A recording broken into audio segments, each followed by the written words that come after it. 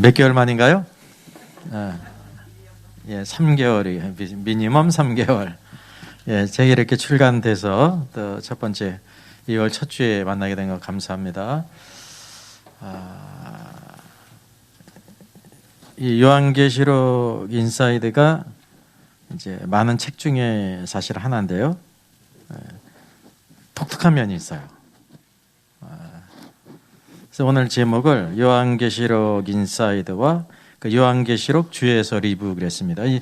지금 이제 보통 나와 있는 많은 요한계시록 주에서들 있지 않습니까? 그것이 어떤 성격의 책인지 우리 책을 잘 분별할 수 있어야 돼요. 그러니까 책을 분별하면은 어쨌든 우리가 성경이 제1번이고요. 그 여러 가지 신앙 서적들을 통해서 큰 도움을 받아요. 큰 도움을 받아요. 다니엘이 누구의 도움을 받았습니까? 예, 에레미야의 도움을 받잖아요. 하나님께서 에레미야에게 주신 예언을 다니엘에게 따로 주시질 않으세요. 다니엘과 같은 사람인데도 이미 모든 백성에게 다니엘에게 주시고 모든 백성에게 에레미야 성경을 주셨기 때문에 에레미야 성경을 읽을 때 그것을 깨달았거든요. 그래서 오늘도 우리가 이것을 분명히 기억해야 돼요. 계시록이라는 것은 성경의 계시가 완성됐다는 거예요. 우리에게 완성된 말씀이 있습니다. 이게 성령의 역사는 어떻게 일어나냐면 성령께서 오셔서 주께서 하신 말씀을 생각나게 하시고 깨닫게 하세요. 따로 말씀하시질 않으세요. 성경을 지켜놓고.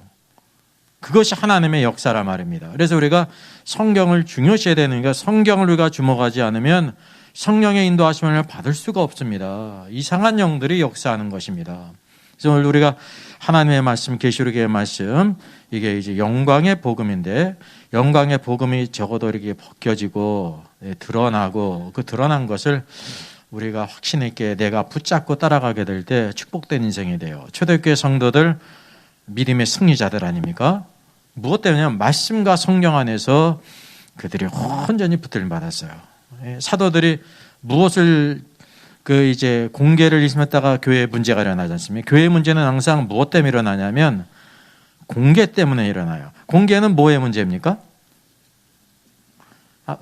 이게 섬김이고 섬김의 내용이 물질이에요. 물질로 섬겨야죠. 그 문제를 통해서 뭘 깨달았냐면 우리가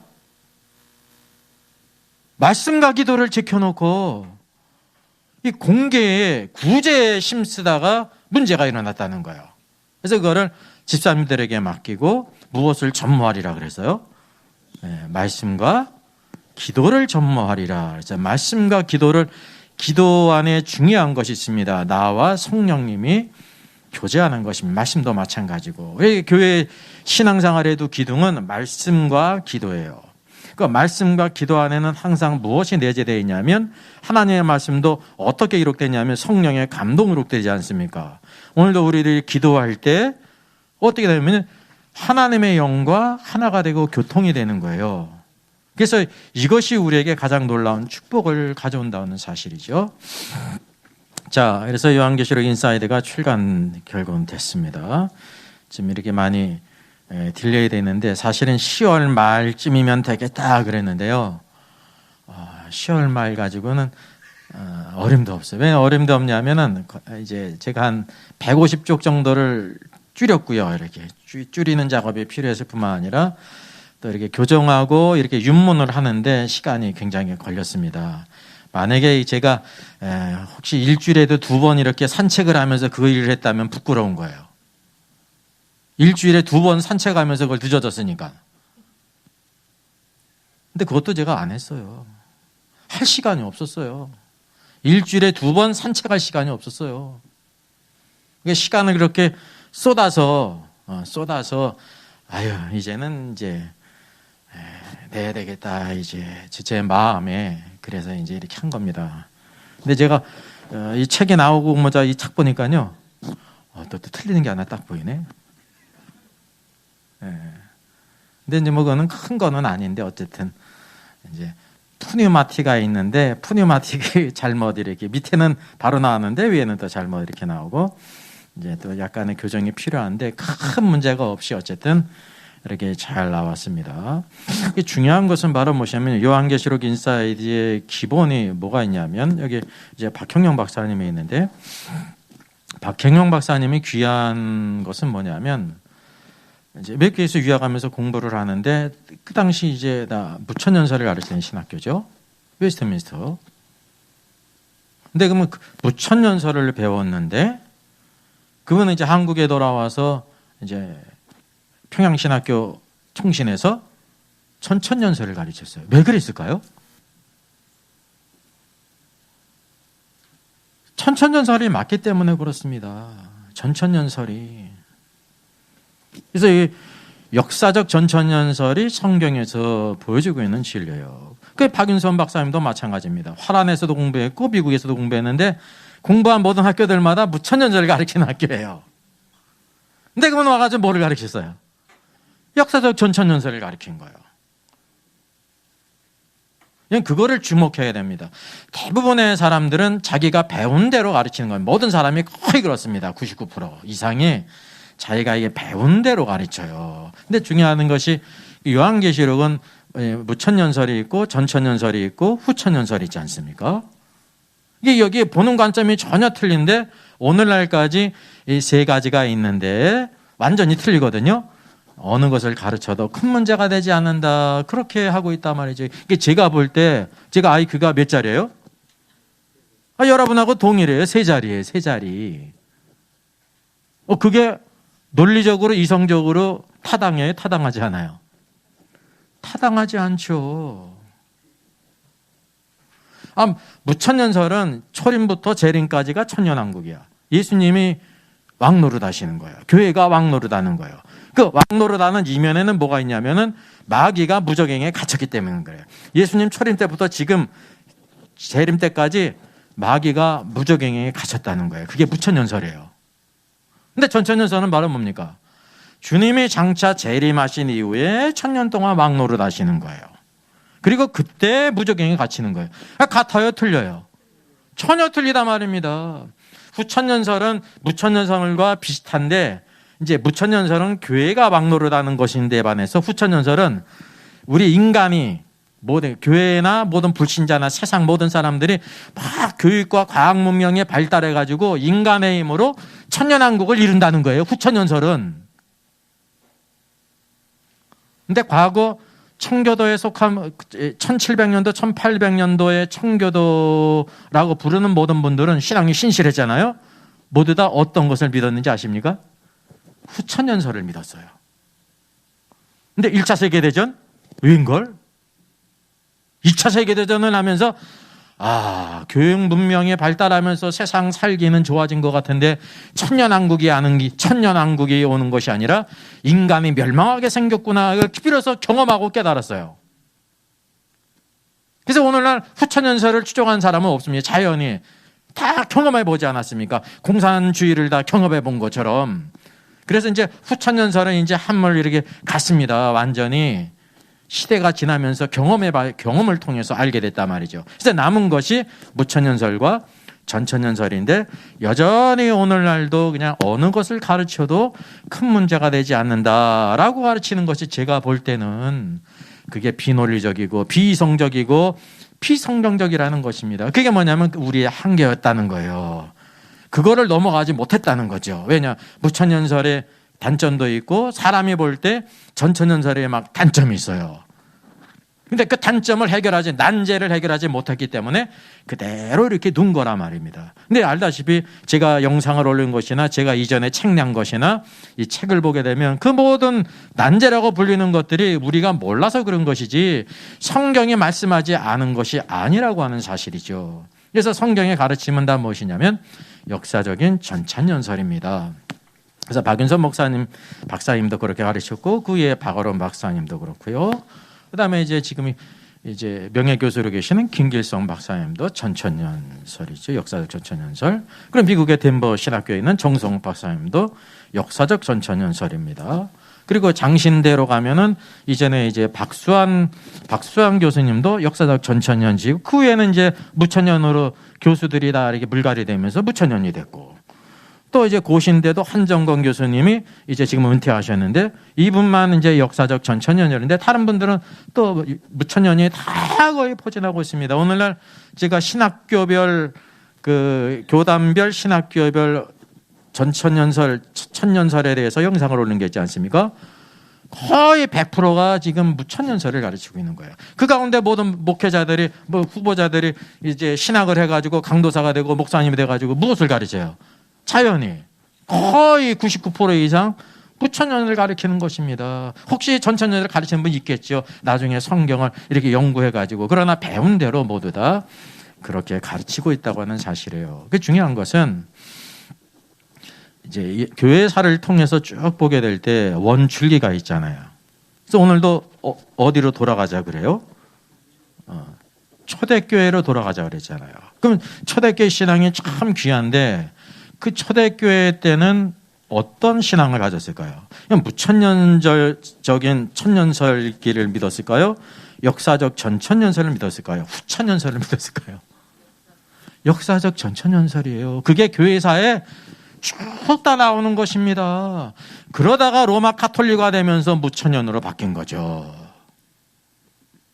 그리고 종교개혁이 됐는데 여전히 그것을 이제 믿음으로 말미암은 의를 회복했지만 여기 천년기에 대한 계시록에 대한 모든 것은 무천년설을 그대로 탑습하고 있는 겁니다. 그리고 간간히 역사적 전천년설을 가르치는 분들이 있어요. 다는 아니지만. 그래서 우리가 성경의 뿌리뿐만 아니라 교회 사적으로 볼 때도 무엇이 그 성경의 가르침이냐면 역사적 전천년설을 합니다. 이것이 우리들에게 소망이고 우리에게 주시는 힘과 능력이에요. 그래서 성경은 오늘도 우리에게 영광스러운 소망을 우리에게 보여주고 있는 것입니다. 그리고 그 소망의 중심이 누구십니까? 예수 그리스도십니다. 예수 그리스도께서 다시 오시는 것은 우리가 다 이렇게 천년한 걸 만들어 놓은 다음에 그냥 이렇게 오시는 게 아닙니다. 그분이 오실 때 비로소 모든 것이 완성이 되는 것입니다. 그래서 요한계시록 인사이드는 이제 어느 편에 섰냐면 이렇게 가장 중요한 것이 계시록을 보면서 성경 전체를 보는 관점이 있는데 그 왼쪽으로 완전히 치우친 것은 무천년이에요. 이 땅에도 그렇잖아요. 왼쪽이 있고 오른쪽이 있잖아요. 왼쪽으로 완전히 치우친 것이 무천년입니다. 중요한 것은 로마 카톨릭은 어떤 천년기를 믿을까요? 무천년을 믿어요. 왜냐하면 무천년이 로마 카톨릭의 뿌리예요, 뿌리. 그것을 그대로 답습한 거라니까요. 그리고 이제 종교 개혁자들에게 그 책임을 물을 수 없는 게 그때는 마치 무엇과 같으냐면 우리나라가 막 독립하기 위해서 막 독립전쟁을 하는 것 같은 겁니다. 독립군들이. 그리고 6.25 전쟁 때 나라의 존립 가운데 공산화되느냐 이제 우리가 민주국가를 지키느냐 전쟁하고 있는데 뭐 무슨 나라의 플랜을 짜고 뭐 그럴 게 있어요. 그때는 전쟁하는 때인데. 그래서 종교개혁 시대는 전쟁의 시대입니다. 로마 카톨릭부터 나와서 어떻게 우리의 신앙을 사수하는가 그게 믿음의 의예요. 그래서 그 시대 이후에 믿음의 후예들이 그 모든 문제들을 해결해야 되는데 500년 넘게 오면서 그 문제를 여전히 그냥 500년 전하고 우리가 신학적으로는 동일한 선상에 있는 거예요. 신학적으로는. 500년 전에는 뭐를 켰습니까? 안 가봐서 모르시죠? 등불을 켰어요. 그래서 그 시대에 가장 필요했던 게 뭐예요? 고래예요, 고래. 고래가 진짜 그 시대는 아주 귀했습니다. 전 세계가 교회 고래를 잡아가지고 가장 고기도 있지만 기름을 짜내가지고 전 세계 모든 사람들이 불을 밝혔다니까요. 호롱불을. 그러니까 영적으로 하면은 물질적으로 하면은 세상의 모든 과학 문명은 지금 전기뿐만 아니라 지금 얼마나 기기가 발달했습니까? 근데 영적으로 하면은 영적인 진리가 500년 전하고 지금하고 거의 비슷하다는 거예요.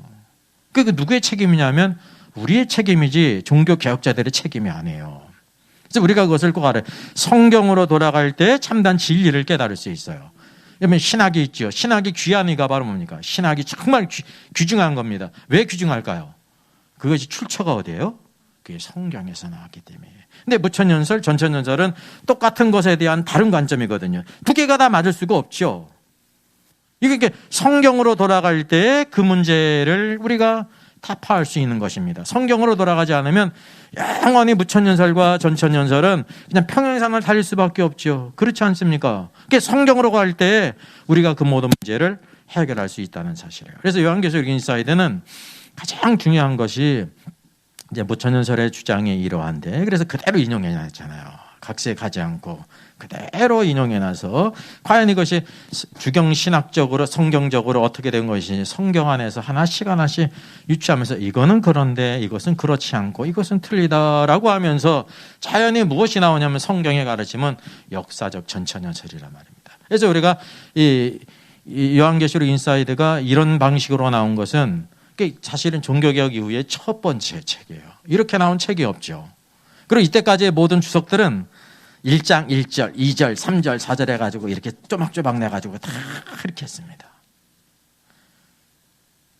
여러분 기회가 되시면 제가 이 책에 인용한 무천년설 책이 그레고리 빌이잖아요. NIGGT 이제 세물결 플러스에서 나왔고, 또 이제 이필찬 요한계시록 연구소장님이 쓴 에스카톤 요한계시록이 있죠. 1장 11절 에덴의 회복. 그분은 이제 계시록을 에덴의 회복이라고 봐요.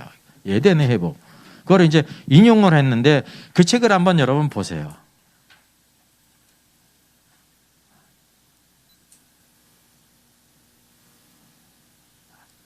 예, 보통 집중하지 않으면 무슨 얘기인지는 몰라요. 여러분 찾아보시면 되는 거예요. 한번 찾아보시라고. 방식이.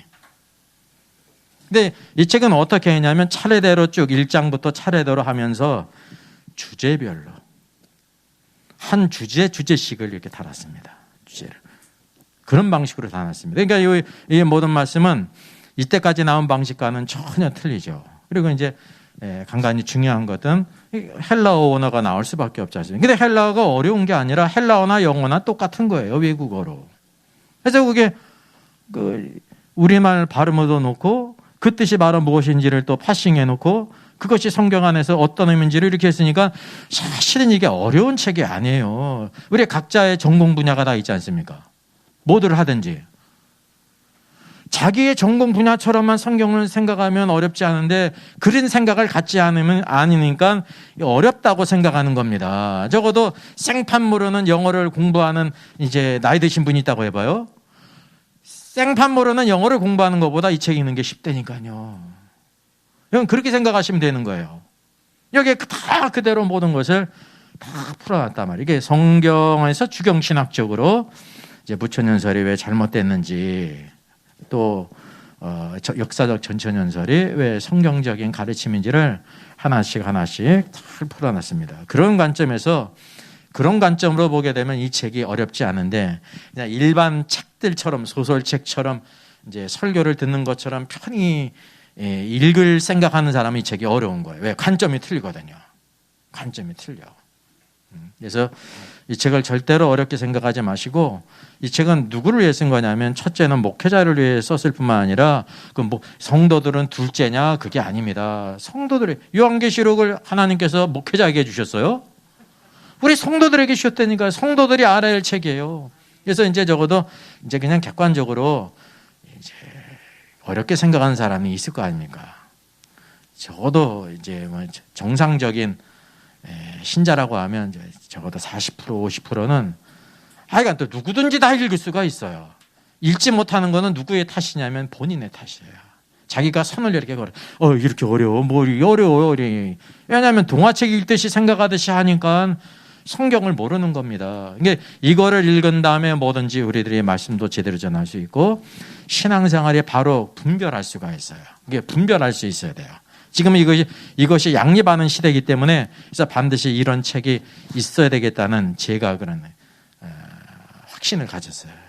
그렇지 않으면 내 주장만 하는 것이 된단 말이에요. 이걸 잘못된 주장이 왜 잘못됐는지를 말하지 않고 주장하는 건 또 반쪽이지 않습니까? 그런 의미에서 이 책이 귀하다는 것입니다. 자, 그리고 이제 무천년설은 계시록을 볼 때 어떻게 말하냐면 묵시문학이라고 그래요. 묵시문학. 묵시문학을 대표하는 것이 뭐가 있습니까?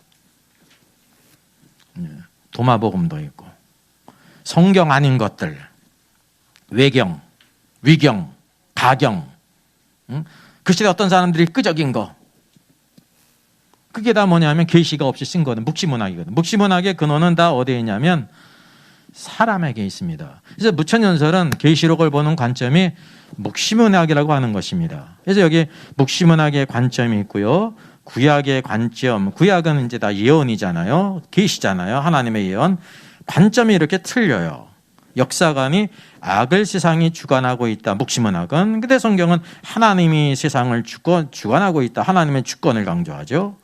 그리고 회개의 문제에 대해서도 선하고 위로운 회개가 불표래. 묵시문학은 회개를 강조하지 않아요. 관심이 없어요. 근데 성경은 항상 끊임없이 회개를 촉구하지 않습니까? 바벨론 토에도 이스라엘을 이제 바벨론 포로 시기에 묵시문학에 대한 모든 관점은 하나님께서 이스라엘을 기롭게 하는 자라 이렇게 바벨론을 그렇게 봤습니다. 외적으로 맞죠. 바벨론이 이스라엘을 멸망시키고 포로로 끌고 갔으니까. 그러나 하나님의 계시의 말씀은 바로 뭐냐면 하나님의 심판의 도구라는 거죠. 분명히 이스라엘을 괴롭게 하는 게 괴롭게만 했습니까? 근데 그 뒤에 바로 뭐냐면 하나님께서 그 바벨론을 통해서 우리를 심판하셨다. 우리의 죄악 때문에. 그거를 계시에는 구약 성경에는 있다고 하는 사실이죠. 내세에 가는 것도 마찬가지예요. 많은 말을 해요. 근데 여기 구약 성경에서는 그렇게 많지를 않습니다. 일부 있지. 중요한 관점 다니엘서 이렇게 스가랴서 있지요. 또 열방의 미래에 대해서도 이방을 하나님이 철저히 심판하신다고 말하는데 성경은 하나님 앞에 영광과 찬양을 올려드린다. 그렇죠? 이방이 다 여호와 하나님을 찬양한다고 말하고 있잖아요. 결국 놀라운 것들을 우리에게 보여주고 있습니다. 그 기록 방법도 이 묵시문학은 처음부터 비밀 문서예요. 수많은 코드들로 해가지고 보통 사람들은 알아보지 못하게 막 이렇게 숨겨놨다는 거죠. 근데 구약의 예언은 바로 회개를 촉구한 후에 그 모든 것을 다 알게 기록하고 있다는 사실입니다. 이게 결론이 바로 무엇이냐면 묵시문학은 성경과 전혀 성격이 틀려요. 그러나 구약 성경은 다 하나님의 말씀이라는 것을 알게 됩니다. 그래서 이제 무천년설은 요한계시록을 무엇으로 취급하냐면 문학으로 취급해요. 묵시문학. 그래서 여기 그 표가 나오죠. 요한계시록을 계시라고 성경이 계시잖아요. 이게 전천연설은 하나님의 계시라고 믿습니다. 근데 무천연설은 묵시라고 믿어요. 이게 같은 말이 아니에요. 이게 계시와 묵시는 전혀 틀려요. 요한계시록을 누가 쓰게 하시냐면 성령의 감동으로 쓰게 했잖아요. 근데 묵시문학은 누가 쓴 거예요?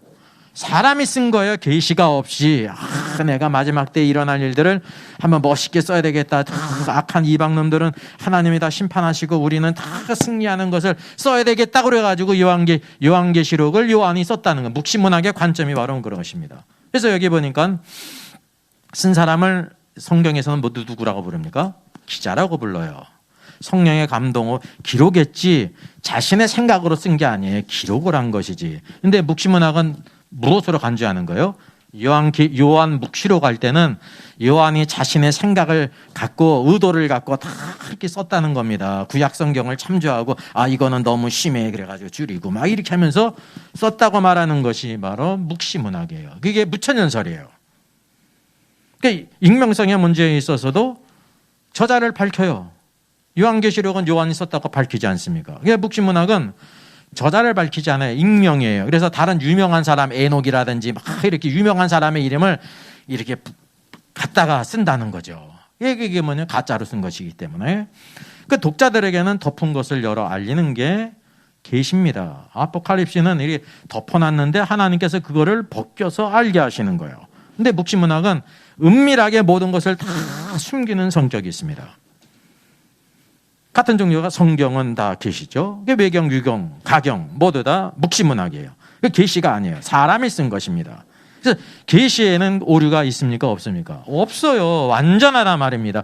넣을 수도 없고 뺄 수도 없는 말씀입니다. 근데 묵시는 전혀 오류가 많습니다. 오류가 많아요. 왜 오류가 많다고 그랬냐면 100% 오류는 아니고 사람이 썼지만은 뭐를 다 참조를 했어요. 구약 성경을 참조하면서 갖다 쓰면서 맞는 말도 있으면서 틀리는 게 많이 있으니까 오류가 많은 겁니다. 그게 묵시문학에 있어서 묵시문학과 계시는 전혀 다르다는 거죠. 그래서 사람들이 무천년설의 그 기본이 성경의 계시를 부인하고 사람이 썼다는 사실을 우리가 잘 깨달아야 됩니다. 그래서 무엇이 있냐면 묵시문학이 있는데 사람이 쓴 문학이라는 거예요. 이걸 뒤집어 보면 또 무엇이 나오냐면 그게 요한신학이에요. 요한 신학이라는 거는 요한이 자신의 생각과 사상을 갖고 이렇게 썼다는 겁니다. 그게 아닙니다. 요한은 자신의 생각이 없어요. 성령의 감동으로 뭘 썼어요? 본 것을, 들은 것을 그대로 쓴 거예요. 성령께서 말씀하신 것, 보여준 거를 그대로 쓴 거예요. 만약에 자신의 생각으로 집어넣어 썼다면 그게 성경입니까? 성경이 아니죠.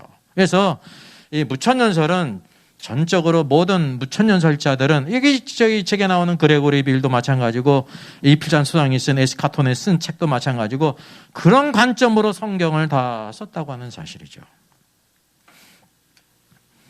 그래서 하나의 이제 써마리 한다고 하면 요한계시록 1장 11절까지 무천년설은 초림 사건과 관련된 내용이 지배적이라고 그래요.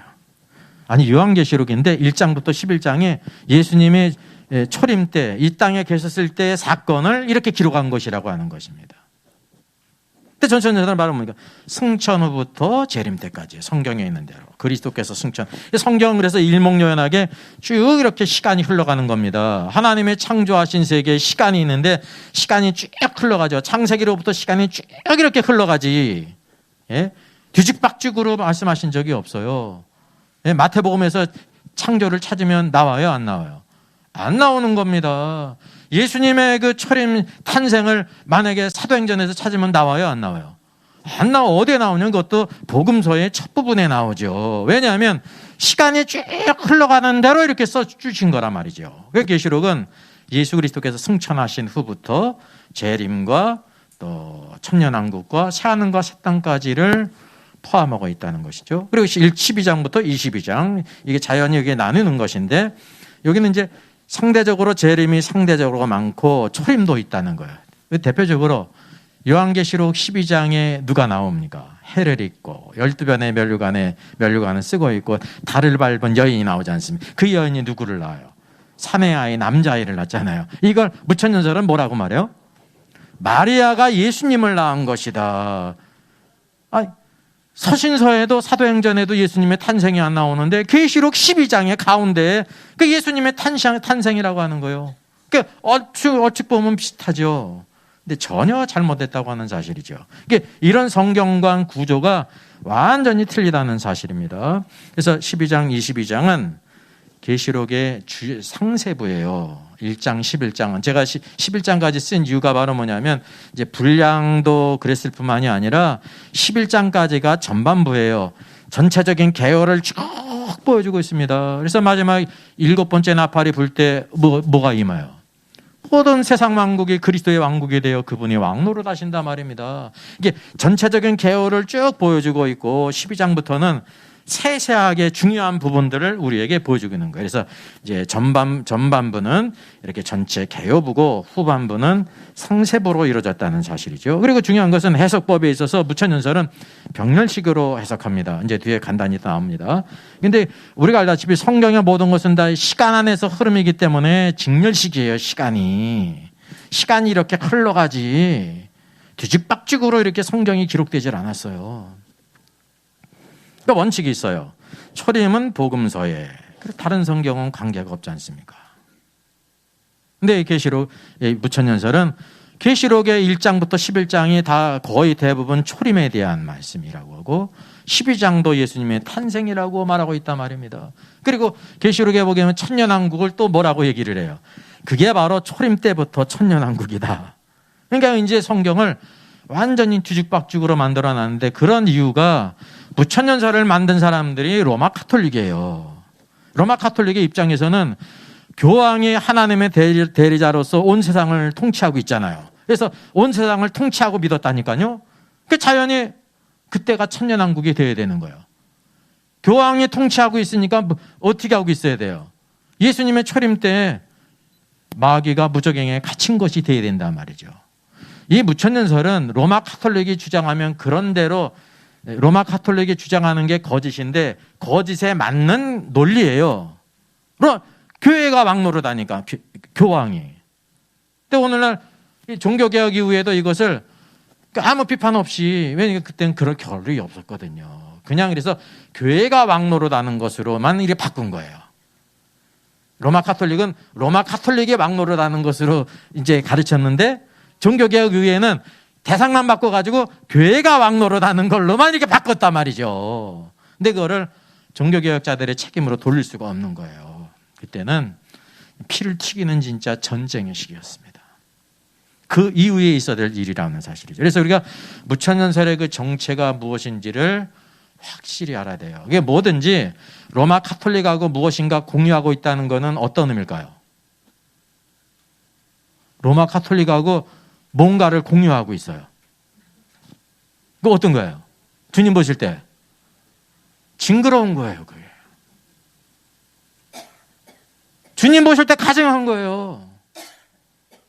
네? 세상과 짝한 것이 뭐라고 그랬어요? 간음한다 그랬습니다. 여기 영적인 간음이거든요. 세상과 짝하는 것도 간음하는 건데 로마 카톨릭과 이 교리를 공유하고 있어. 전혀 본질이 틀린데 그 문제가 있는 거죠. 우리가 그걸 꼭 기억해야 되는 것입니다. 교회의 순수성을 우리가 지켜야 된다는 것입니다. 그래서 우리가 알다시피 무천년설에 보는 이제 계시록의 관점은 이게 병렬식인데, 병렬식이 바로 뭐냐면 이제 초림이 있고 재림이 있잖아요. 왼쪽은 초림, 오른쪽은 재림이 있는데, 여기 계시록 6장 1절부터 첫 번째 인이 나오지 않습니까? 첫 번째 인이 나오고 계시록 8장에 이제 일곱째 인이 나오는데, 첫 번째 인부터 일곱째 인이 초림부터 재림까지의 기록이라는 거예요. 근데 인이 있으면 뭐가 있어요? 나팔이 있잖아요. 일곱 나팔이 있죠. 일곱 나팔이 계시록 8장 7절에 있고, 이제 일곱 번째 나팔이 계시록 11장에 있는데, 이 첫 번째 나팔이 또한 초림 때, 예수님 초림 때에 첫 번째 나팔이 불었다는 거예요. 그리고 재림 때에 마지막 나팔이 불고, 또 나머지 뭐가 남습니까? 일곱 대접이 있지 않습니까? 일곱 대접의 첫 번째 대접이 계시록 16장인데, 그때가 예수님의 초림 때라는 거예요. 초림 때부터 쭉 두 번째, 세 번째 대접에 계속 초림 때 뒤집어 엎었다가 마지막 주님의 재림할 때 일곱째 대접의 심판이 있다는 거예요. 이렇게 세 개의 병렬 구조로 보는 겁니다. 우리 계시록을 완전히 어떻게 했습니까? 뒤집어 엎은 거예요. 이 병렬식은. 그래서 계시록 12장을 예수님 초림이라고 얘기하는 겁니다. 이게 너무나 잘못된 거예요. 성경에 구속사라는 거는 이 시간에 태초에 하나님께 창조하실 때 시간이 있기 때문에 시간은 이렇게 쭉 흘러가는 거예요. 말라기 성경이 창세기 다음에 올 수가 없어요. 마태복음이 구약 성경에 올 수가 없어요. 쭉 이렇게 시간이 흘러간단 말입니다. 시간이 언제까지? 영원 전까지. 영원 전. 우리가 시간 안에 있다고 하는 사실이죠. 그래서 1000년이 하루 같고, 하루가 1000년 같은 이 한 가지를 잊지 말라 그랬잖아요. 1000년이 하루 같다는 것은 그때까지가 여전히 지금과 같은 뭐가 있다는 거예요? 시간 안에 있다는 것입니다. 그리고 새하늘과 새 땅에서는 영원이기 때문에 영원입니다. 영원. 그래서 무천년설의 관점은 병렬식, 계시록을 병렬식으로 해석하기 때문에 완전히 계시록의 구조를 그냥 완전히 뒤집어 엎어놓은 거예요. 이게 절대 알 수가 없어요. 이게 이제 로마 카톨릭의 성경에 보는 관점이라는 거죠. 그래서 이제 첫 번째로 인용한 책이 그레고리 비일입니다. 이게 무천년설적인 관점이죠. 이렇게 1000쪽이 넘는 두 권으로 이렇게 집필된 겁니다. 그러니까 무천년설도 이렇게 1000쪽 넘게 두 권으로 집필된 거는 그렇게 많지 않습니다. 이게 이제 대표적인 책이에요. 그래서 무천년설. 현존하는 주석 중 정밀성, 포괄성 가장 뛰어난 주석 시리즈. 그래가지고 이렇게 이제 거기 추천의 글에 이렇게 있습니다. 무천년설이 볼 때는 이게 대북격이에요. 그래서 제가 이 책을 이렇게 인용했죠. 가장 많은 사람들이 보는 책이니까. 지금 웨스트민스터 신학학 교수시에요. 그러니까 번역을 오광만 교수가 했습니다. 왜냐하면 웨스트민스터에서 이제 MD 합의를 하고 THM을 했거든요. 물론 박사는 이제 합동신학원에서 박사학위를 해가지고, 근데 거기서 배웠으니까, 무천년을 배웠으니까 이 책을 번역했습니다. 이 책을 번역하는데도 2년 걸려야 되나 3년 걸려야 되나, 진짜 노력한 거죠. 번역하는데도. 그래서 이 책이 나온 거예요. 여기 보게 되면 요한계시록에 대한 무천년설 해석과 상징적 해석의 정수를 알고 싶다면 이 주석을 반드시 옆에 두고 읽어야 한다 그랬어요. 그치, 맞아요. 뭐를 알려면? 무천년설의 정수를 알려면은 이게 그만큼 대표적인 책이라는 거예요. 무천년설 가운데 이 책을 능가하는 책이 없어요. 그렇게 대표성이 있는 책입니다. 그러니까 이분도 뭐를 가르치겠어요? 부처연설을 가르치겠지. 여기 문화생들은 다 부처연설을 배우겠죠. 이제 그거 배운 다음에 이게 틀리는구나 알았으면 괜찮은데 이제 그건 모르는 거죠. 대부분 모르죠. 신학교에서 신학을 제대로 공부하지 못하면 목회할 때 일반적으로 성경을 연구할 기회가 없습니다. 바쁘기 때문에. 목회자들이 정말 바빠요. 그건 알아야 돼. 근데 문제는 뭐냐면 성경을 연구할 기회가 없기 때문에 그냥 그 배운 대로만 그 위에서 말씀을 전하는 거야. 그러니까 모든 말씀들이 다 방향이 어떻게 돼요? 잘못 나간다는 것입니다. 이게 신학이 중요한 것입니다. 자, 여기 영광의 복음 요한계시록에 있는데 이 책을 한 것은 이제 오강만 교수가 또 계시록을 책을 썼습니다. 그 이분이 교수시기 때문에.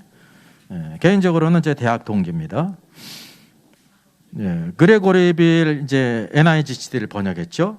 지금도 이제 교수 지금 직위에 있고 무천연설 관점으로 이 책을 썼습니다. 이건 뭐는 길게 쓴 건 아니고 이제 이렇게 쭉 간단히 430이 있죠. 이렇게 써마리 정도 한 거죠. 그 모든 관점은 그레고리 빌을 이제 벗어나진 않아요. 같아요. 근데 이제 이렇게 또 자기의 관점을 가지고 쓴 것이죠. 이것도 이제 무천연설이고 또 여기 보니까는 그 박연선 목사님 남포교회 담임 목사님이시죠. 과거에 이제 80년, 90년대 지금의 책을 지금 그래도 신앙서적을 본 분이면 잊지 않고 기억나는 책이 있죠. 뭐가 있습니까? 하나님의 열심. 하나님의 열심 몰라요? 하나님의 열심 몰라요? 그렇게 많이 팔린 책인데? 그래, 많이 팔렸어도 모를 수 있죠. 많이 이제 물론 이제 그 외국 신학자들의 이렇게 한 거를 그거를 토대로 해가지고 그걸 은혜 받고 이제 설교식으로 이렇게 한 겁니다.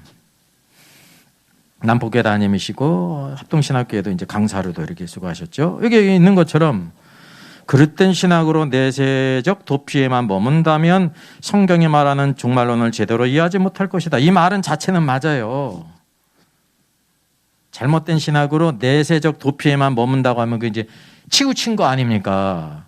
근데 그레고리 빌 요한계시록 주석을 통해 한국교회가 종말이 오늘이라는 신앙 현실의 목표와 내용을 만든 힘으로 작동하고 있다는 사실을 알게 되기를 바란다 그랬습니다. 이 종말은 분명히 언제부터 종말이냐면 예수님이 오셨을 때가 종말입니다. 우리가 그걸 아셔야 돼요. 에스카톤이라는 거는 마지막 때 대환란이 종말이 아니라 예수님이 아들이 직접 오신 게 종말이에요.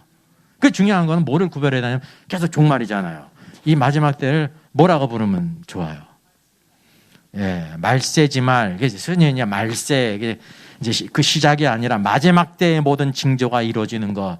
그것을 깨달아야 된다는 것을 모른다는 사실입니다. 이 말 자체는 맞습니다. 종말은 예수님이 오셨을 때 종말입니다. 근데 우리는 상관도 없는데 2000년 전에 우리 존재하잖아요. 종말은 그때인데 오늘도 이 마지막 때 말세 지말에 대한 모든 것들을 요한계시록과 마태복음과 이런 다니엘서를 통해서 우리에게 보여주고 있다는 것을 무천연서는 간과하죠. 왜냐하면 다니엘서든지 모든 말씀들을 다 언제 있었던 것으로 간주해요? 예수님 초림 때.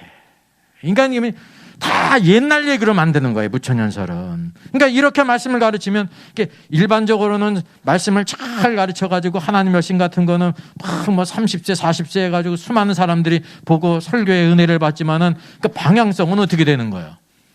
전혀 틀리게 된다는 거죠. 이게 얼마나 안타까운 일입니까? 그게 무천연설이에요. 또 여기 보게 되면 대구 동부교회 담임 목사님이죠. 김석태 목사님. 이제 강해자로 유명한 분입니다. 가장 최근의 성과이자 요한계시록의 진정한 의미를 잘 박힌 책이 그레고리 빌의 계시록이다. 연구 방향을 알려주고 있고 본문 주석에서 간결하면서도 풍부하게 구약 성경의 배경까지 제시해주고 있다. 제가 읽어보니까 간결하지 않습니다. 간결하지 않습니다. 5번 읽어도 뭔 얘기하는지 몰라요. 이게 맞다는 건지 틀리다는 건지 이 사람이 주장이 뭔지 몰라요. 7번 정도 알아야 그랬나? 그러는 거예요. 그게 이제 외국 사람들의 그 쓰는 스타일인가 봐요. 논문. 막 이것저것 다 썼어. 그냥 아주 방대 내용은. 근데 중요한 것은 방향이 전혀 다른 데 있는 것은 무천년인 거예요. 옛날 얘기예요. 초림 때. 계시록이. 초림 때 얘기야. 그 초림 때 얘기니까 큰 관심이 있어요, 없어요? 없는 거지. 이뤄진 걸로 말하니까. 그래서 이건 이제 무천년설이라는 거죠. 그러니까 이거 그럴 수밖에 없는 게 목회자들은 성경은 연구는 못해요. 설교를 연구를 하지만 설교는 연구를 하거든요. 근데 이런 것 자체를 연구하지는 못해요. 거의 시간적으로도 그렇고. 그러니까 이제 이렇게 배운 대로 또 이렇게 그레고리 빌 같은 그 큰 책이 있으니까 그 책이 있는 대로 가르친다는 사실이죠. 자, 여기 또 이제 리처드 보검도 여기 이렇게 추천을 글을 썼습니다. 그럴 수밖에 없는 게 이분도 무천년설이거든요. 요한계시록 연구를 위한 귀중한 지침서가 자원이 될 것이다. 놀라운 결과를 보여줄 것이다. 이제 같은 리처드 보컴의 모든 책들은 다 무천년설입니다.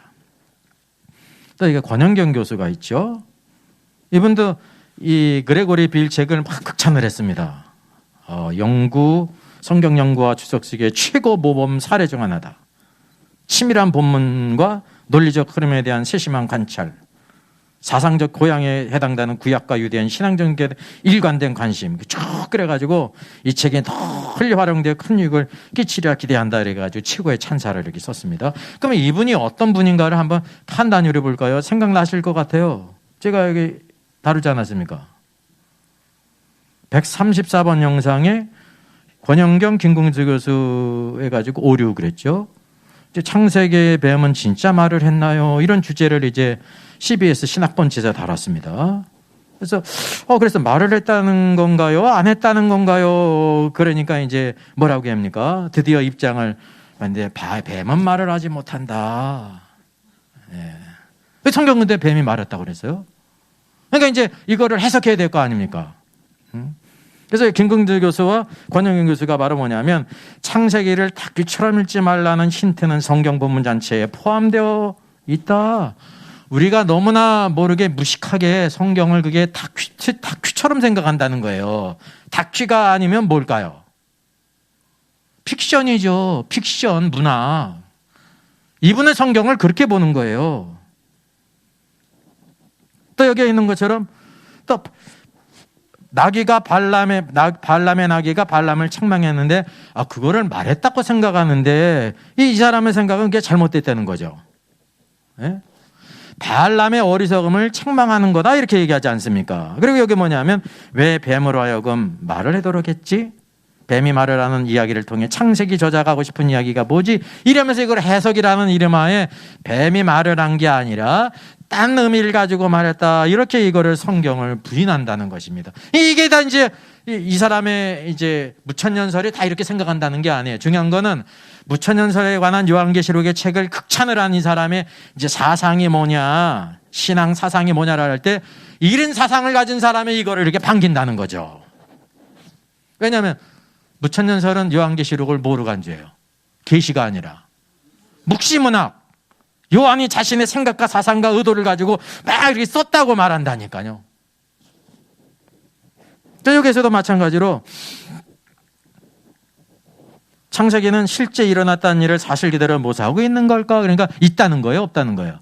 아니라는 겁니다. 실제 있던 일이 아니다. 그거를 지금 말하고 있는 거예요.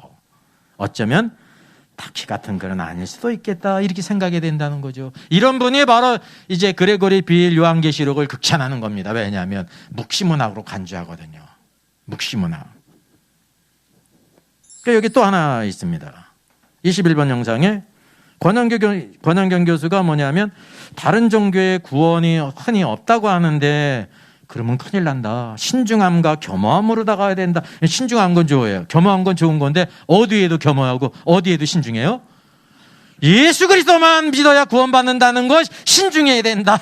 겸허해야 된다. 그 얘기예요 지금. 그래서 여기 낸시랭이 말하지 않습니까?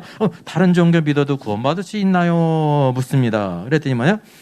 기독교밖에 존재할 수도 있는 구원의 가능성을 과장할 수도 말을 막 이리 꼭 깠죠. 깠는데 있다는 거예요? 없다는 거예요? 다른 종교에도 구원의 길이 있다는 거예요. 이분이 기독교학 교수죠. 만약에 그랬다고 하면, 만약에 1%라만 있다고 하더라도 안심하면 안 됩니다. 성경을 대수정해야 되고요. 그리스도의 유일성을 철회해야 되는 겁니다. 이런 분들이 무천년설을 선호한다는 거죠. 그러니까 사상적으로 어때요? 일맥상통해. 창세기는 다큐가 아니다. 그러니까 요한계시록도 계시가 아니라 뭐라는 데는 동의하는 거예요. 문학이다, 묵시문학. 요한이 자신의 생각과 사상을 가지고 이 나쁜 로마 새끼들은 다 죽이고 세상은 멸망시키고 우리 교회는 하나님께서 이렇게 영광스럽게 하실 거라고 이렇게 자신의 생각으로 썼다는 겁니다. 이게 얼마나 심각한 겁니까? 제가 볼 때 너무나 심각해요. 이게 바로 무천년설이라는 거예요. 그래서 성경을 다큐로 읽게 되면 오히려 많은 것을 놓칠 수도 있다 그래요. 그래서 이제 간단히 쭉 이렇게 하는데 이거는 큰 지금 주제가 아니기 때문에 사실은 뭐를 하냐면 30절 말씀, 알지 못하던 시대에는 하나님이 간과하셨거니와, 이 간과하셨다는 거를 하나님 안 믿어도 구원받을 수 있다, 이렇게 이제 권영경 교수는 해석을 하는 겁니다. 해석은 중요한데 그건 해석이 아니에요. 성경으로 그것을 이해해야죠. 이거는 여기 옆에 있는 것처럼 이전에 우상 숭배하는 것에 대해서 하나님의 큰 심판이 있어야 되는데 심판을 하나님께서 보류하셨다는 거예요. 모두 다 구원받기를, 복음을 믿고 회개해서 구원받기를 이렇게 간과하셨다는 것이지, 아 그래 예수 안 믿고 다른 거 믿어도 구원받을 수 있는 길을 허락했다는 말씀이 아니거든요. 그러니까 모든 게 다 뭐냐면 해석의 문제입니다. 이게 해석을 너무나도 이제 진짜 성경과는 전혀 관계없이 모든 성경을 보게 되면 구원의 길을 하나 길이라고 말하고 있죠. 예? 나는 길이요 진리요 생명이니 그랬지. 만약에 그게 아니라고 하면 예수님이 뭐라고 말씀하세요? 나는 길이요 진리요 생명인데 0.1% 권영경 교수가 말한 대로 다른 종교도 구원이 있다 이렇게 말씀하셔야죠. 근데 그게 있어요 없어요? 없다니까요. 사도들이 뭐라고 그랬어요? 다른 이름으로서는 구원을 받을 수 없나니 천하 인간의 구원 얻을 만한 다른 이름을 왜 주신 일이 없다 그랬거든요. 이거 고쳐놓고 해야지. 근데 너무 양심이 없어. 그런 것도 안 고쳐놓고 그렇게 주장을 하는 거예요. 제가 이렇게 말씀드린 이유는 성경적인 근거가 없는 자신의 생각이라는 사실이죠. 네. 예수 안 믿고도 다른 종교도 구원받을 수 있으면 좋겠다는 생각입니다. 이제 이게 좋은 생각 같죠. 인간적으로 좋은 생각이잖아요. 하나님께서 보자 악한 생각입니다. 예수를 부인하는 악한 생각입니다. 이런 분들이 교회적으로 활동을 많이 해요. 집회에도 가고 세미나도 가고 헌신 예배도 가고. 또 여기 이제 에스라 성경대학원 대학원 조성민 교수. 이 주석의 장점은 본문을 한 절씩 깊이 있게 서기하면서 본문의 배경과 상징 사용을 구약 성경 세밀하게 했다 그랬습니다. 여기서도 뭐 배울까요? 에스라 성경대학원 가면 뭘 배워요? 계시록을, 무천년을 배우는 거예요. 저는 무천년을 배우면 왜 무천도사가 생각나요?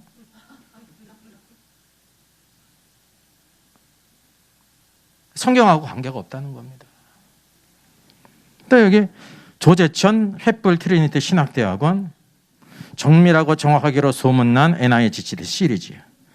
그 중에서도 비일의 요한계시록 주석은 탄현돋보인다. 예, 탄현돋보여요. 무천년설 중에서. 근데 문제는 뭐냐면 완전히 성경하고 관계가 없는 거예요. 여기 가면 뭐를 배우고 있어요? 무천년설을 배우는 거잖아요. 또 호주 아세아 연합신학대학원 1999년 이후 석권 목회자의 서재에 요한계시록 관련 도서가 넘버원으로 자리 잡은 책을 뽑으라면 그레고리 비일의 책이다 말이죠. 이게 사실일 겁니다. 아세아 연합신학대학원 가면 뭘 배우는 거예요? 무천년설 배우는 거예요. 여기 양령에 에스라 성경대학원이 있죠. 요한계시록에 대한 온갖 그릇된 해석들로 몸살을 앓고 있는 한국교회, 이게 사실이죠. 참으로 선명하고 건전한 요한계시록 주석이 시의적절하게 출간되어 이루 말할 수 없이 기쁘다. 이거는 생각해 봐야 되는 겁니다. 예. 이 대학원 가면 뭐 배워요? 계시록은 무천년설을 배울 거 아니에요. 또 서울신학대학 대학원 윤철원 교수, 요한계시록 본문을 꼼꼼히 분석하여 명쾌하게 시키는 이 주석은 한마디로 경이적이다. 서울신학대학원에서 뭐 배워요? 무천년 배우는 거예요. 이게 실제라니까요. 아무리 신실하고 아무리 헌신적이고 말씀을 잘 전해도 계시록은 뭐 전하는 거냐면 무천년을 전한다니까. 여기 이상일 총신대 교수, 최근에 나온 요한계시록 주석 중에서 가장 타고난 책 중 하나다. 신학생 목회자에게 전문 지식이 가진 일반인들에게도 큰 이익을 줄 것이다. 계시록은 우리에게 그런 책입니다. 그런데 이 책은 무천년이라니까요. 성경과 아주 동떨어진 책입니다. 성경하고 동떨어진 책이에요, 진짜. 무천년의 밑바닥이 뭐라고 그랬어요? 묵시문학이라니까. 여러분도 한번 계시록 쓰세요. 그래가지고 나 계시 받았다 그러진 않아도 이거를 갖다가 뭐 하나님의 뜻이라고 말할 수는 있잖아요. 그렇게 계시록을 간주한다니까. 무천년설은 계시를 부인하는 거예요. 요한이 자신의 생각과 이 사상과 그 모든 것을 가지고 썼다는 거예요. 하나님이 그대로 하시겠어요? 요한이 마음대로 썼는데 하나님이 그대로 하시겠냐니까요. 아니라니까요. 그게 문제가. 자, 김학철 교수, 연세대학이죠. 요한계시록을 이용하여 속이려는 자들의 입을 막고 그 안에 담긴 진리를 이렇게 알려준다. 이렇게 했습니다. 이 요한계시록 서적 가운데 이것을 뛰어넘는 것은 없다 그랬거든요. 제가 이제 394번 영상에서도 김학철 교수가 비대면 예배 비성경적인 이유, 제가 이렇게 한 건데 왜 그러냐면 김학철 교수는 비대면 예배가 성경적이라고 그러는 거예요. 그래서 제가 이 제목으로 영상을 올린 겁니다. 이게 문제가 크거든요. CBS 잘잘법에서 이렇게 전파를 타고 학교에서도 가르칠 뿐만 아니라 가르치고 있으니까 제가 성경을 가르친 사람이기 때문에 지나칠 수가 없어서, 코로나 시대에 불 꺼진 교회당이 저희가 교회구나 라고 기독교를 믿지 않는 사람들에게 보여야 된다는 거예요. 그러니까 코로나 시대에 교회들이 다 불이 꺼져야 되는데 왜 저 교회는 불 켜져 있지? 이분의 관점이에요. 그래서 여기에 그림이 있습니다.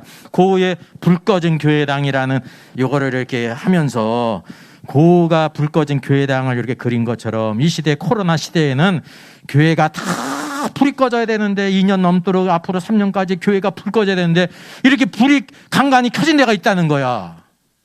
하나님의 뜻도 모르고 이분은 답답해가지고 이 영상을 올린 거예요.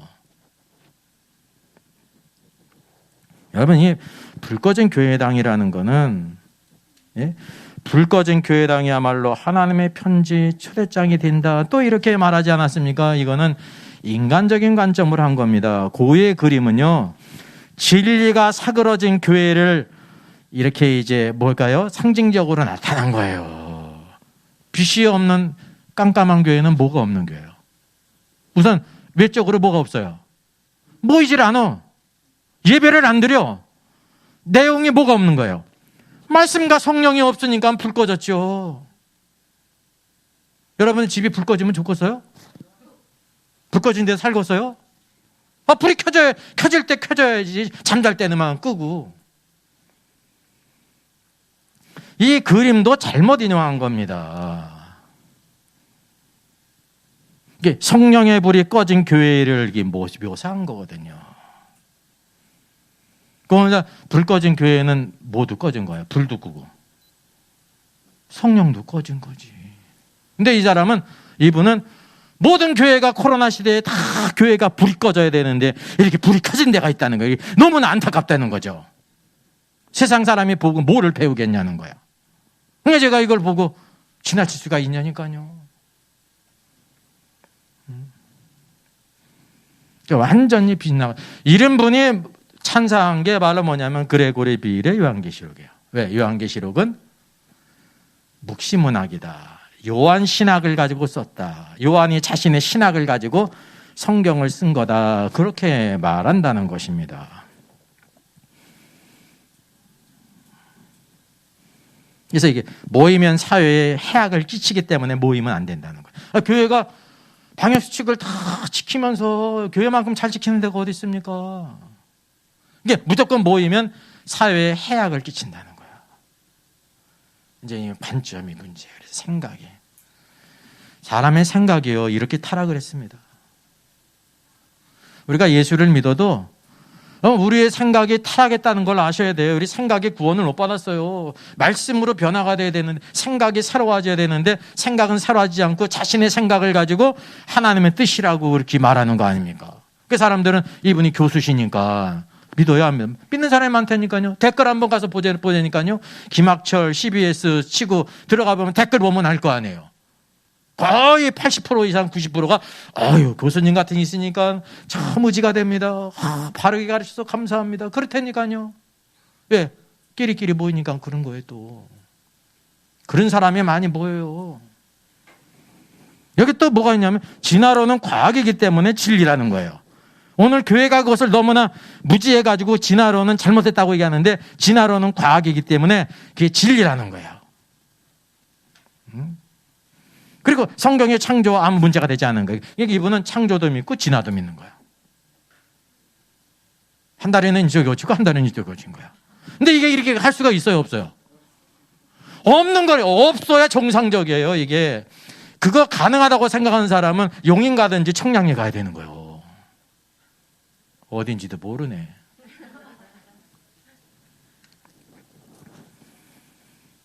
그래서 창세기는 창조라는 과학을 말하는 것이 아니라 그것을 통해 이념을 말하는 것이다 그랬습니다. 이념이 바로 뭐냐면 이렇게 의미를 준다는 거죠. 아닙니다. 창조를 보여주고 있고 모든 것이 하나님으로부터 창조됐을 뿐만 아니라 창조에 하나님의 뜻을 여기에 나타난 것이 있습니다. 창세기에. 창조에 대한 것도 이런 관점을 가지고 있는 거예요. 근데 이런 걸 좋아하는 사람이 거기에는 많아요. CBS에서 잘잘법에게 댓글을 한번 쭉 보시라니까. 이 땅의 그리스도인들의 신앙의 수준이 어떤 건지를 알 수가 있습니다.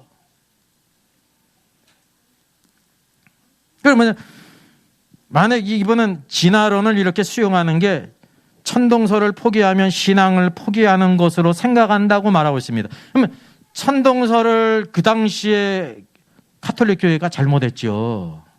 그게 가톨릭이거든요. 근데 이거를 여기에 적용하는 게 경우가 맞습니까? 전혀 틀리는 겁니다, 여러분. 이것은.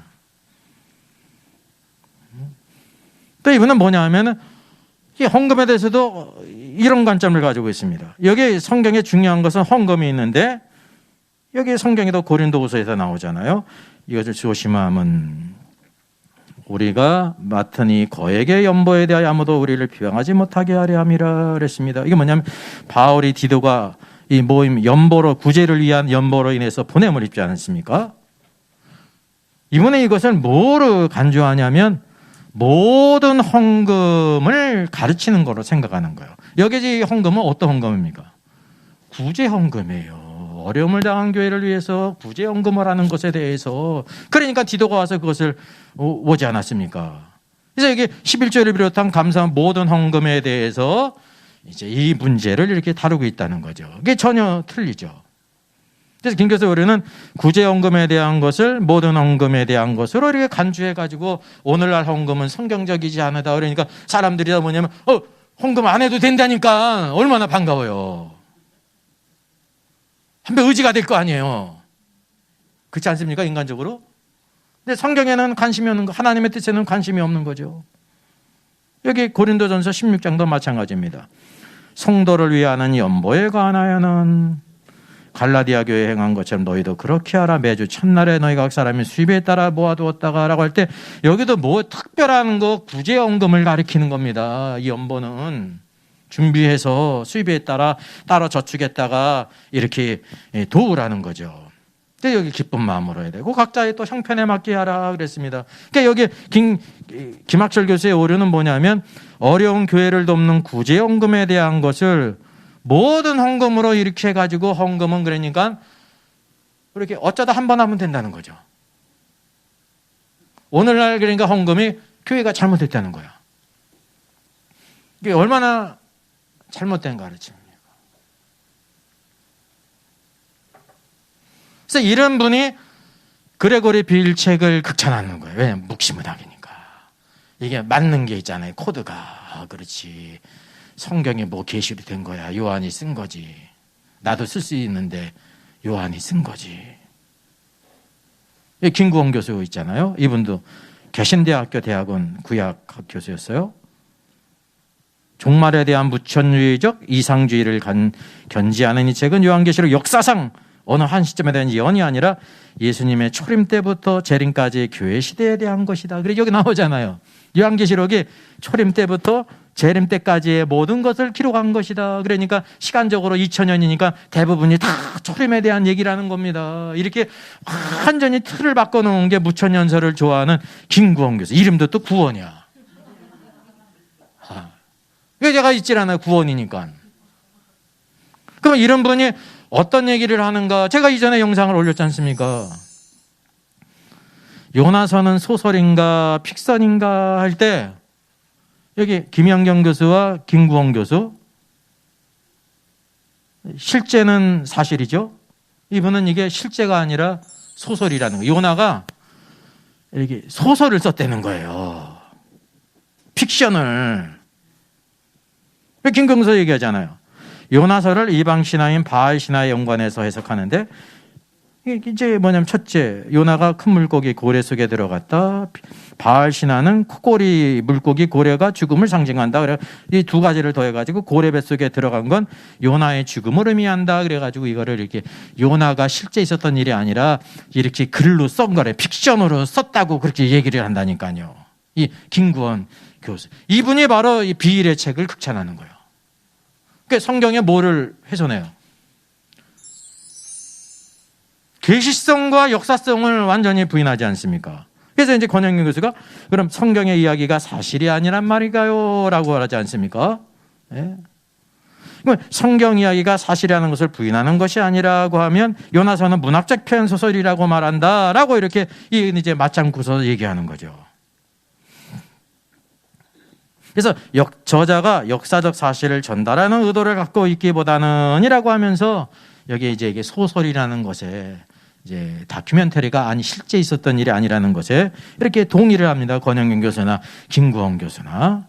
그러니까 성경을 보게 되면 요나가 물고기 뱃속에 사흘 동안 있다가 나온 거 사실일까요? 픽션일까요? 그러면 사실이면 왜 사실이에요? 그거를 우리가 말할 수 있어야 돼요, 여러분. 그걸 말할 수 있어야 돼요. 예수님께서 뭐라고 말씀하셨어요? 마태복음 14장 40절에서 요나가 물고기 뱃속에 밤낮 사흘을 있었던 것 같이 인자도 밤낮 사흘 동안 땅속 중심부에 있으리라 그랬잖아요. 이게 픽션이라고 말한 거예요? 다큐멘터리라고 말한 거예요? 실제로 있었다. 그래서 예수님이 십자가 죽으시고 땅속에 가셨어요. 낙원이 땅속에 있어요. 사흘 동안 있다가 부활하신 게 나온 거예요. 그거를 보여주고 있기 때문에 요나보다 크니라라고 말하고 있는 겁니다. 그러니까 요나서를 통해서 누구를 보여주시는 거예요? 십자가에 죽으시고 부활하신 예수님을 보여주고 있는 겁니다. 예수님의 이름이 요나보다 더 큰 이가 여기 있다라고 말하고 있는 것입니다. 이게 아주 기본적인 성경을 무천년주의자들은 몰라요. 그리고 신학적으로 하면서 굳이 뭐라고 얘기하냐면 픽션이다. 예? 바알의 신화를 이렇게 모티브를 따와가지고 이렇게 패러디한 거다. 이렇게 얘기한다니까요. 그러니까 무천년설은 성경을 떠나서 얘기를 하는 거예요. 성경을 떠나서 얘기하는 사람이 누가 있어요? 무신론자, 공산주의자, 이교주의자. 그 사람들은 성경을 떠나서 얘기하지 않습니까? 성경은 갖고 있는데 성경을 떠나서 얘기한다는 거죠. 이건 초등학교 3학년도 하는 거예요. 예? 국문만 띄면 하는 거예요. 이게 국문학과 졸업해야 아는 게 아니에요, 이게. 성경을 알아야 된다는 거죠. 성경을 떠나서 우리가 믿음의 길을 전혀 알 수가 없습니다. 그냥 뜬구름 잡는 것입니다. 그러니까 이런 분이 바로 그레고리 비일 책을 극찬한다 말입니다. 왜냐하면 묵시문학이니까 계시를 부인하고.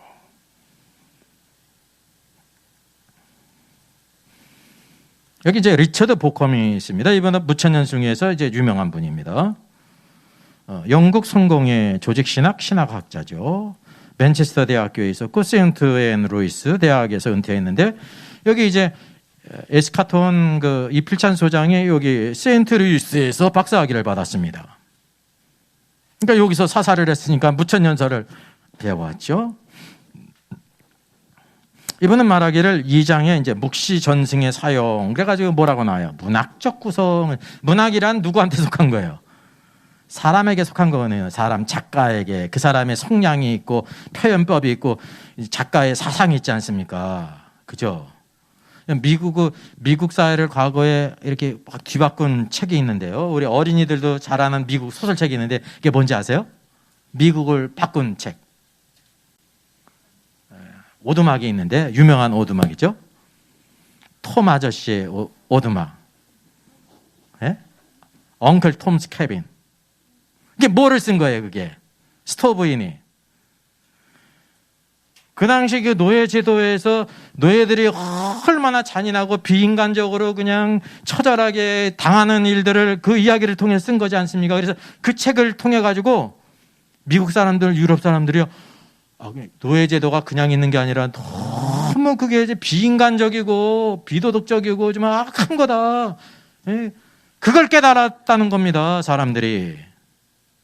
그래서 처음부터 남북 전쟁이 일어났을 때 이 링컨 대통령이 노예 해방을 주창한 게 아닙니다. 그냥 각 주에 따라서 이제 다 이렇게 하도록 하겠다.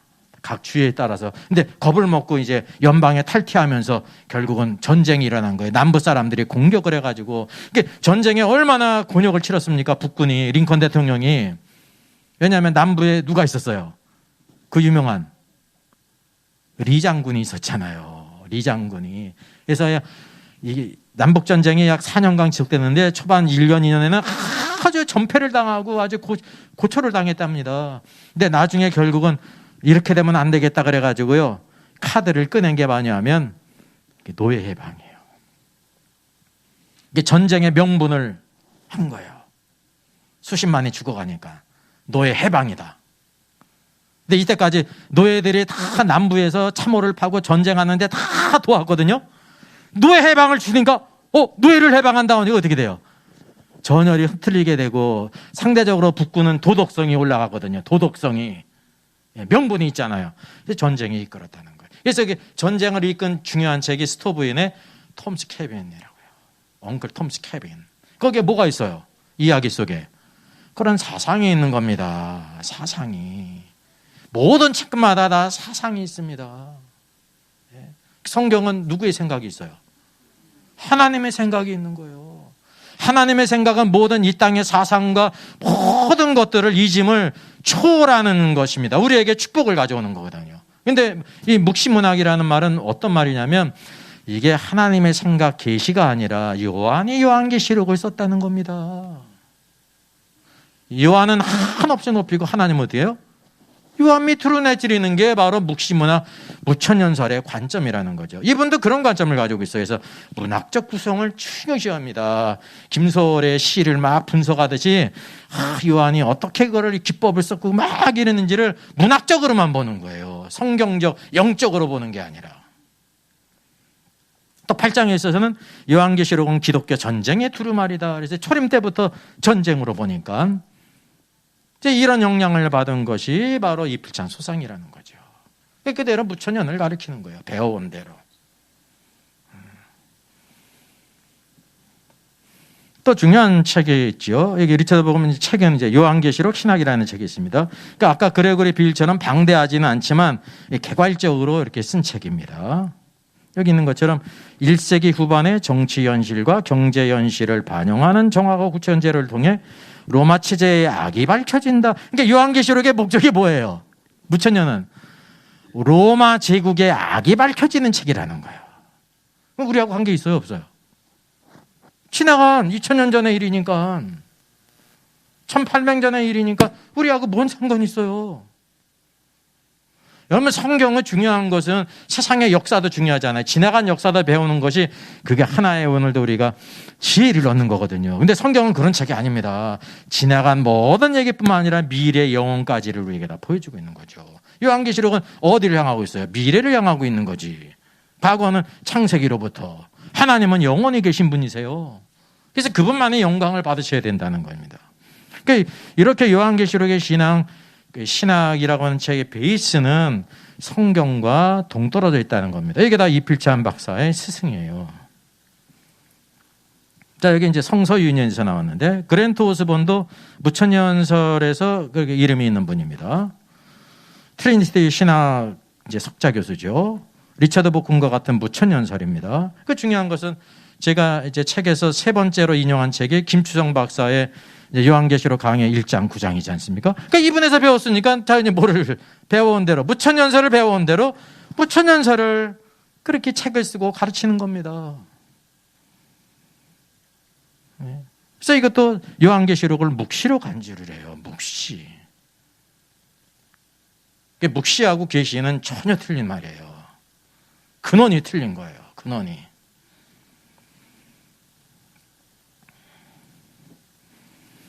자, 이게 이필찬 소장의 요한계시록이죠. 에스카톤 이제 과거 내가 속혈이라를 일에서원에서 냈다가 이제 표절로 밝혀져 가지고 이제 다 책을 걷었다가 이제 다시 썼는데 뭐 내용은 동일하죠. 이게 다 그레고리 빌이나 뭐 오스본이나 다 이게 무천년설을 크게 넘어가지 않습니다. 다 동일한 것입니다. 그래서 이제 신학 교수를 하시면서 요한계시록을 안 쓰신 분이 꽤 있는데 쓸 필요가 없기 때문에 한 거예요. 쓸 필요가 없기 때문에. 제 서재에도 제가 그레고리 빌 책을 본 이유가 뭐냐면 제 아들 목사가 신학교에서 그 책을 그레고리 빌 책 이 1000페이지 넘는 두 쪽 이제 그거를 서적으로 이제 참고 서적으로 했으니까 그래서 이제 그거를 내가 참고하게 됐는데 그렇게 아주 방대한 책이 있으니까 특별히 뭐 그걸 가르치니까 쓸 필요가 없는 거예요. 특별한 게 있어야 쓰지. 안 쓴 분의 그 마음을 제가 알 수가 있어요. 근데 이거 이렇게 썼는데 동일한 겁니다. 무천년설이 동일하다는 거죠. 우리가 또 하나 이제 참조할 책은 이필찬 교수가 요한계시록 어떻게 읽을 것인가 이런 시리즈가 많아요. 어떻게 읽을 것인가. 잘 읽으면 되지. 이제 어떻게 읽는다 이 문제가 바로 뭐냐면요. 이분이 이 책을 쓴 건데 에덴 회복의 관점에서 있는 에스카톤 그랬잖아요. 그러니까 요한계시록의 목적을 에덴이 회복되는 것이라는 거예요. 에덴이.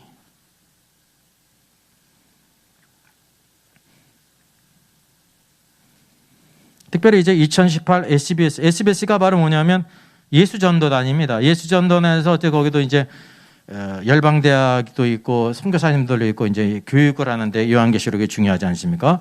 거기 이제 유튜브 채널인데 거기서 이제 이렇게 합니다. 이필찬 교수의 책이 아주 탁월하다고 이제 그 강사가 이제 이제 그 책을 많이 참조해서 이렇게 가르치겠죠. 근데 어떤 댓글을 보니까 차라리 읽지 않았으면 안타까움이 일어났다. 이게 이제 제가 인용해 온 거예요. 왜냐하면 그 이유가 있어요. 묵시문학이라는 관점은 요한을 거짓말쟁이로 만든 책인데 어떻게 최고의 책이 될 수 있느냐. 요한이 막 구약성경 참조해가지고 듣고 들어오던 거 참조해가지고 막 이렇게 자기 지혜를 썼다는 거 아닙니까? 그러니까 요한을 거짓말쟁이로 만든 거죠. 요한은 계시를 받아가지고 쓴 건데 요한이 그거를 자기 생각대로 막 뒤집어 엎어가지고 이렇게 썼다고 말하는 거니까 이게 이제 댓글을 제가 인용해 온 겁니다. 성경의 ABC를 떠난 거예요. 모든 성경은 하나님의 감동으로 된 것으로 어떻게 된 거예요? 오늘도 우리가 하나님의 사람으로 온전케 하기에 부족함이 없는 책이라니까. 왜냐하면 이게 성령의 감동으로 기록됐기 때문에. 근데 여기는 뭐를 요한계시록은 성령의 감동 없이 자신의 생각과 사상과 지혜를 갖고 썼다는 거 아니에요. 여러 가지 책을 참조해가지고. 그러니까 이 말이 맞죠. 요한을 거짓말쟁이로 만든 거잖아요. 요한은 거짓말쟁이가 아니에요. 계시를 본 대로 들은 대로, 그게 성경에 중요한 것입니다. 그게 증인이에요. 증인은 본 대로 말하는 거예요. 들은 대로 말하는 것이다 말이죠. 그래서 여기서 이런 관점이 잘못됐다는 거죠. 그래서 여기 묵시문학이라는 말이 나오고 뒤집으면 그 요한신학이에요. 요한신학이라는 말은 요한이 자신의 생각과 사상을 갖고 이렇게 썼다는 겁니다. 그래서 아주 성경과 동떨어진 말이죠. WBC 요한계시록 주석이 있어요. 이 WBC 요한계시록 주석도 그런 관점이에요. 그러니까 보면 시간 낭비예요, 이거는. 근본이. 요한의 환상을 본 것은 사실이다. 그러나 환상을 보자마자 정리가 되지 않은 채 기록한 것이 아니라 오랫동안 묵상하고 정리해서 요한계시록을 기록한 것이다. 그렇지 않으면 요한이 동원했던 독특한 문학 기법 파악하는 것이 불가능하다. 이게 바로 그런 관점이에요.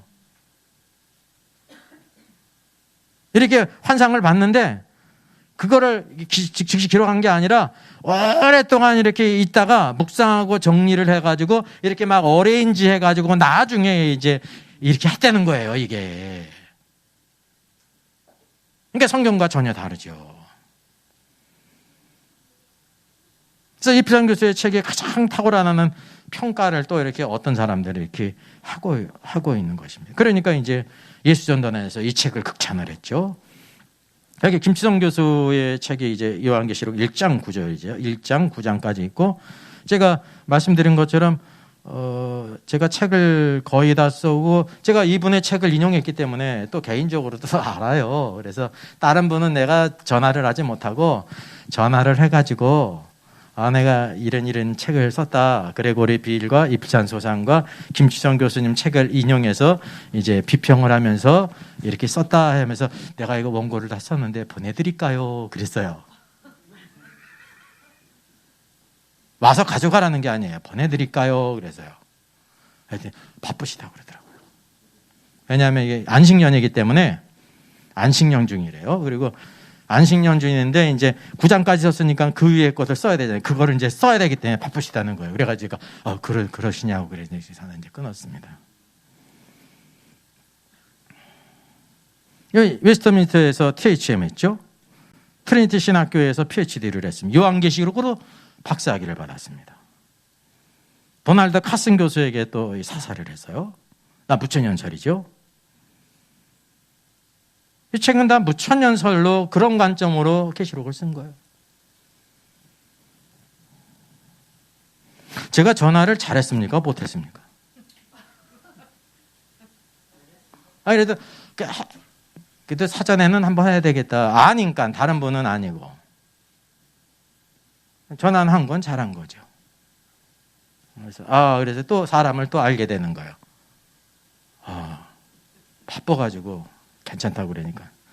아니, 그냥 바쁘다고만 말했어요. 그래서 더 이상 말을 안 했습니다. 바쁜 사람한테 제가 보내면 또. 저도 할 일이 없는 사람 아니잖아요. 그래서 이제 이렇게 됐습니다. 여기 저도 중요한 건 송영 고신대 교수님이죠. 이렇게 요한계시록을 썼습니다. 이분은 뭐를 얘기하냐면 요한계시록 1장 12장은 유대인들을 대상으로 쓴 것이다. 유대인들. 그리고 12장 22장은 이방인을 대상으로 쓴 것이다. 그 교회는 어디 있어요? 이번 무천년설이에요. 요한계시록을 유대인과 이방인이라는 거예요. 객만 있고 누구는 없어요. 주인은 없는 거예요. 아들들은. 그리고 12장 13장을 화제 전환. 왜냐하면 유대인에서 이방인으로 화제가 전환되는 전환 본문이다. 이렇게 봅니다. 중요한 거는 포스트 모더니즘에 비롯된 문학적 방법론과 해석학적 도구들을 이렇게 이제 인정하고 수용하고 이렇게 막 해부하고 그랬다는 포스트 모더니즘이라는 건 절대적인 것을 부인하는 거거든요. 상대적으로. 그래서 이거를 문학적인 관점에서 해석학적으로 막 이렇게 분석하니까 이런 결과를 나온 거죠. 그래서 오늘날은 이제 과거에는 전천년설이 있었는데 오늘날은 거의 98% 이상 100% 다 무천년이에요. 모든 신학교에서. 그러니까 제가 얼마나 안타까움이 있습니까? 예. 요새 뭐 덜 알려진 책인데 이병학 요한계시록인데 이 책은 또 어떤 민중신학 관점으로 썼어요. 그러니까 어떻게 생각하냐면 요한계시록을 약자를 위한 책이다. 이게 예수님이 왜 오셨냐? 약자를 위해 오셨다 그랬잖아요. 누가 약자예요? 그러니까 이 사람들의 관점은 막 돈도 없고 힘도 없고 뭐 이런 사람들이 약자라는 거예요. 그러면 니고데모는 구원 못 받았겠네. 아리마다 사람 요셉은 어떻게 되고? 예? 헤롯의 청직이 어떻게 됐어요? 여러분 약자를 위한 게 아닙니다. 모든 죄인을 내려오셨죠. 그러니까 요한계시록으로 해서 이렇게 이념으로 이런 쪽은 다 뭐냐면 민중신학을 하는 쪽에서 이렇게 많이 주장을 하죠. 민중신학. 예? 정치운동하는데 그래서 요한계시록은 성도가 아니어도 모든 사람이 다 대상이다라고 이렇게 주장을 하는 겁니다. 또 그런 계통의 교회를 다니는 사람들은 이런 책만 또 봐요. 그러니까 얼마나 안타까운 일이에요. 계시록은요, 모든 성경은 모든 사람을 위한 책이에요. 모든 사람을 위한 책. 네? 이방인의 결국을 보게 하시고 교회의 영광을 보게 하시는 것이라 말입니다. 그러니까 순교도 뭐냐면 세상적으로 막 노동운동하다가 이렇게 죽고 그러지 않습니까? 이런 분들은 그 순교했다고 하는 거예요. 자기 불태워서 이렇게 불태워서 좀 희생한 거죠. 인간적으로 자기를 희생한 거잖아요. 그걸 순교로 봐요. 순교했으니 어떻게 되는 거야? 천국 가는 거죠. 순교했으니까. 그게 바로 민중신학이에요. 성경은 어떤 일부의 사람을 위한 것이 아닙니다. 모든 이에게 수고하고 무거운 짐 다 내게로 와라. 모든 죄인들 다 그리스도께서 그들을 위해 죽으셨잖아요. 다 그들을 부르시는 거예요.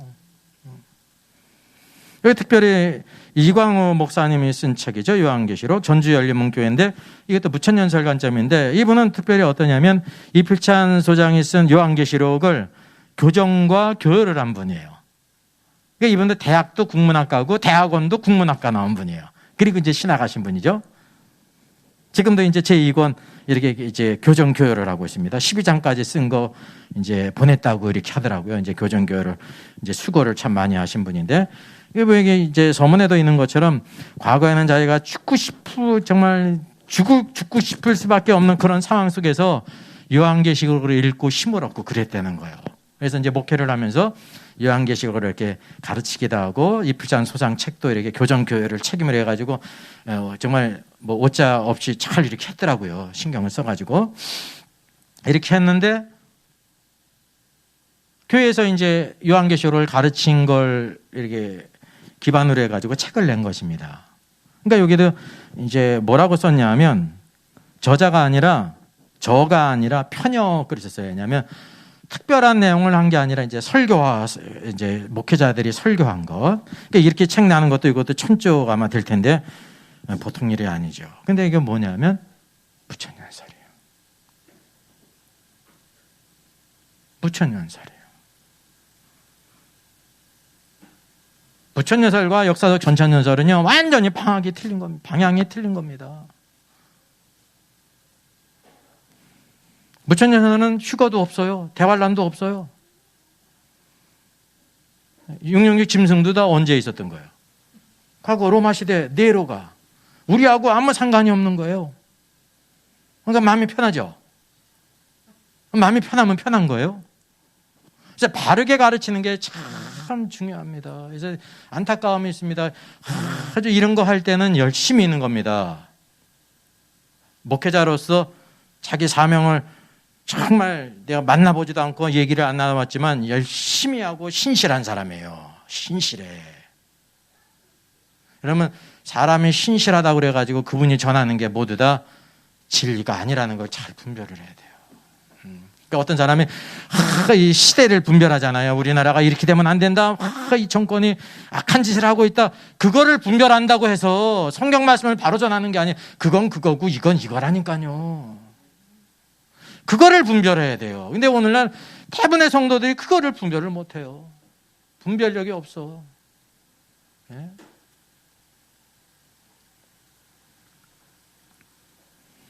요한계시록 이한수 교수인데 이분은 완전 바울 신학을 전공했습니다. 그러니까 이전에는 무천년설 견해를 갖고 있었습니다. 그러니까 무천년을 가리켰죠. 그러다가 이제 이강구 목사님을 만난 이후 역사적 전천년으로 바뀌었다고 하는데 그분의 글이에요. 근데 이강국 목사의 해석법과는 다른 관점으로 또 이렇게 새롭게 봅니다. 그래서 제가 쭉 이렇게 보니까 요한계시록을 여전히 묵시문학으로 봅니다. 그러니까 뭐냐면 역사적 전천년으로 바뀌었다고 하면서도 그런 게 아니라 짬뽕이 된 거예요. 짬뽕인데 여전히 무천년석이 많이 있습니다. 묵시문화로 본다니까요. 그 요한 신학이라고 그래요. 요한이 자신의 사상과 생각을 가지고 이렇게 성경을 쓴 것이다. 이분이 이제 은퇴 후에 이제 명예교수인데 이제 목회를 또 하셔요. 하면서 이제 계시록을 영상을 올리고 책도 이렇게 쓰는데 여전히 이제 이 뒤섞여 있는 거예요. 여기 이제 말하고 있죠. 김주성이 지적한 글이니까 이렇게 쓴 겁니다. 예. 논문 같은 글이니까 김주성 박사가 지적한 것처럼 그것은 고난을 당하는 성도들에게 하나님의 심판의 확실성을 강조하기 위한 요한 자신의 수사적 장치일 가능성이 있다. 요한은 인재앙 심판을 나팔재앙의 상징적 언어로 다시 반복해서 묘사를 하되 반복해서 한 번 하면은 강조가 안 되니까 다시 반복해서 묘사를 했는데 좀 다른 각도에서 좀 더 강화시키는 방식으로 사건을 전개한다. 그러니까 요한이 기자라는 거예요, 저자라는 거예요? 저자라는 겁니다. 그러니까 묵시문학으로 보는 거예요. 이제 무천년설에서 전천년설로 바뀌었다고 하면서도 여전히 그거를 이렇게 이제 짬뽕으로 이제 그의 글과 강연을 보게, 설교를 보게 이렇게 나타나고 있어요. 이번에 전공이 뭐예요? 바울 신학이에요.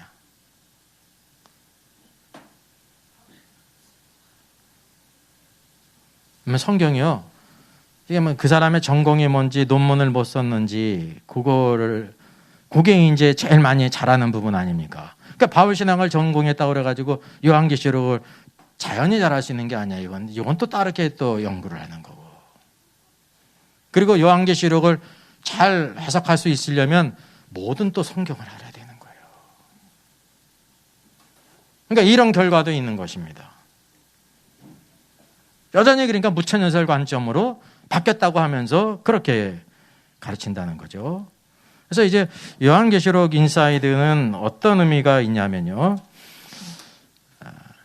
지금 현재 모든 신학교에서 무천년설을 가르치고 있고 모든 신학생들이 거의 무천년을 배우고 있고 그분들이 모두 교회에서 무천년을 가르치고 있지 않습니까?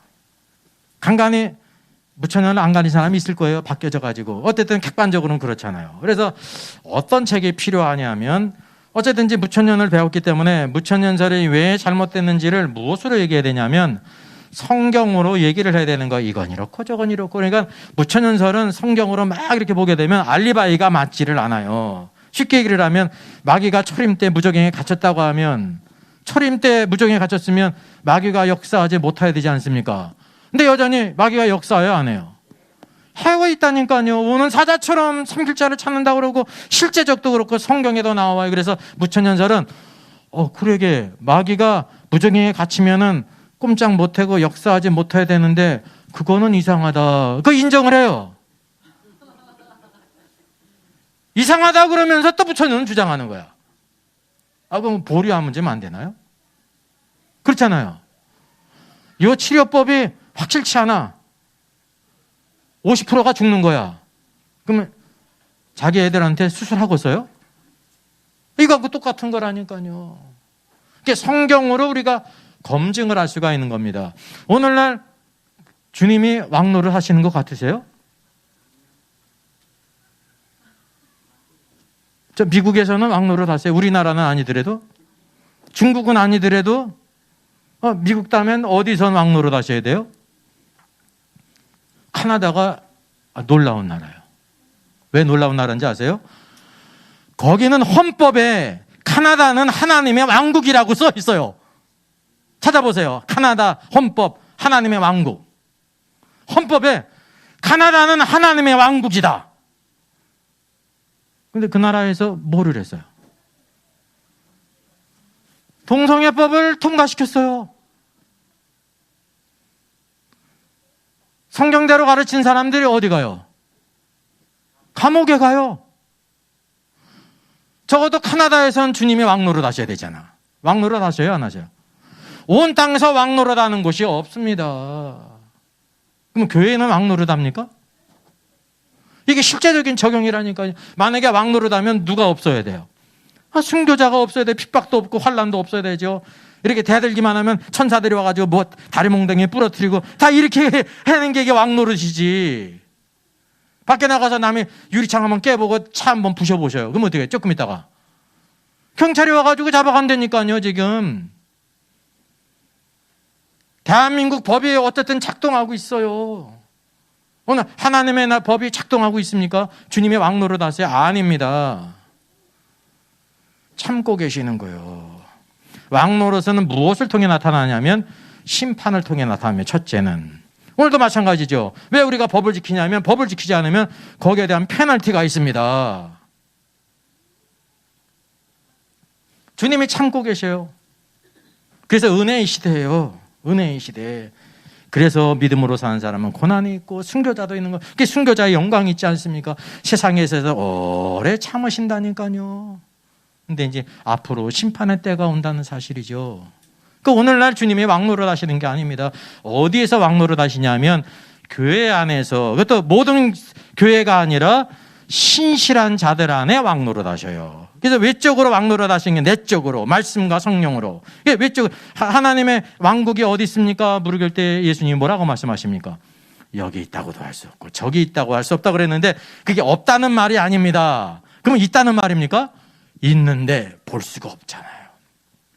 어째 볼 수가 없어요? 내적으로 성령으로 말씀으로 우리를 통치하신다면, 하나님의 통치 아래에 있는 성도가 있고 그렇지 못한 성도가 있는 겁니다. 오늘 하나님의 통치 아래 살아가는 사람이 장차 주님이 오실 때 주님의 왕국의 다스림을 받는 거예요. 왕으로 들어가는 것입니다.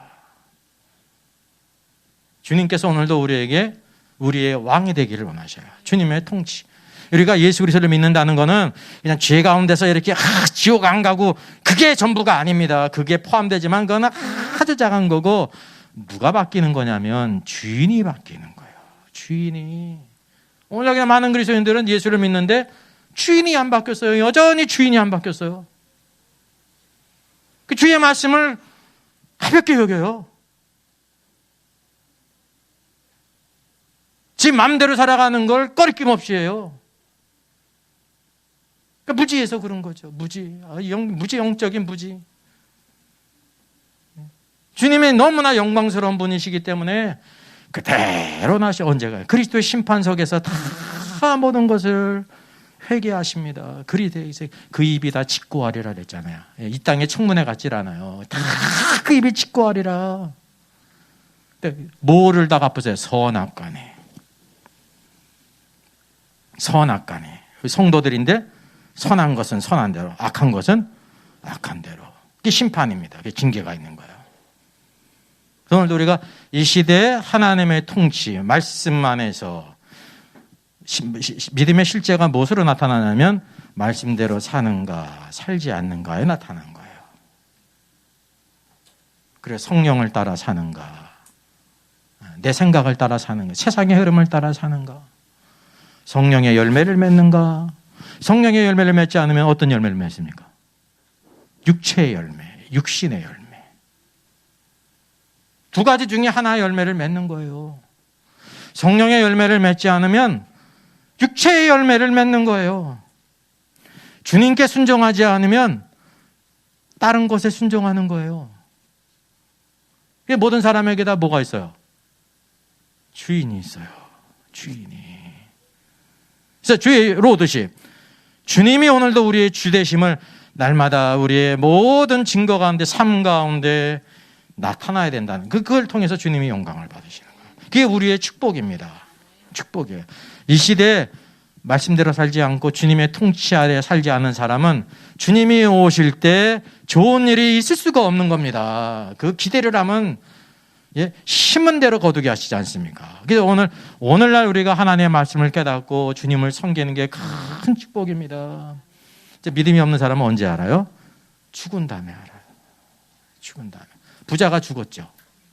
어디 갔어요? 끝인 줄 알았더니 음부, 지옥의 불꽃에 막 고통을 당해. 멀리 저 대문 밖에 죽었던 거지 나사로는 아브라함의 품에 편히 안식을 누려. 그 세상의 지혜라니까요. 그는 세상의 지혜가 있고 받은 것이기 때문에 세상의 성공자였잖아요. 그때 뭐라고 얘기합니까? 죽었던 그 나사로를 살려서 내 형제들에게 가서 말하게 해달라고. 오늘날 대부분 우리 사람들이 이런 신앙을 갖고 있잖아요. 그러면 믿는데, 천국 지옥 보여주면 믿는데 그러잖아요. 뭐라고 말씀하셨습니까? 아브라함이 죽었던 자가 살아나서 증거할지라도 믿지 않을 것이다. 누구한테 들으라? 이 땅에 모세와 선지자들에게 들을지니라. 모세가 죽었는데 어떻게 들어요? 모세의 글, 선지자의 글, 그게 하나님의 말씀입니다. 그 말씀을 전하는 자들의 말을 듣고 구원받는다라고 말씀하셨죠. 이게 믿음의 닥트린입니다. 한 사람도 죽었던 사람이 증거해서 믿은 사람이 아무도 없어요. 그러니까 오늘날 어떤 신앙이 팽배합니까? 천국 보고 지옥 봤다고. 그 수많은 간증들이 있잖아요. 이건 정말 사악한 겁니다. 아주 말할 수 없이 사악한 거예요. 거짓말로 주님을 위할 사람이 아무도 없습니다. 말씀을 떠났다는 건 심각한 겁니다.